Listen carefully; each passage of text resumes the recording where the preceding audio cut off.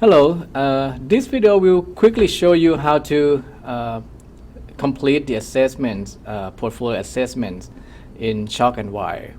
So first, when you log into Chalk and Wire to access your assessment page or the portfolio that you need to assess is to go to Pending Assessments. Click on Pending Assessments menu. On the Pending Assessments page, you should see the list of the assessments or portfolio that you need to assess for your students. In this example, you see the same students completing this. It's just example. So I'm using my own account to submit this to create the video examples or tutorials. So to assess a student's work, hover your mouse on the row of the students portfolio or assessments, the same way.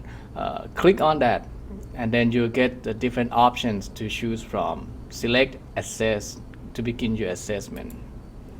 Once you click Assess, it will bring up the page, a page that students use to submit to you as assessments. But don't worry, you can still navigate around the students table of content, because the way that the assessment is set up is to assess the entire portfolio. To navigate between pages within a student's portfolio, you can see that there's options up here that say table of contents. When you click on this button, table of contents, it will bring up different pages that allows you to navigate to. So if you wanted to see students communication page, click on communication. So the same way that if you would like to go to another page, again, click on table of contents and then click on a different page to see students, the work that students submit within each of these pages. You can click view buttons here to download the documents or artifacts that students submitted to view what students have. Then when it comes to assessing students or providing students with a score or completing the rubric that attached to this portfolio, if you look at the bottom of the screen, you will see this area here that has criteria and the different levels for this criteria that you can give students. You have different options to view this rubric. You can view this rubric as one by one by seeing each criteria at a time, and then you can navigate between the criteria using this previous criterion or next criterion buttons.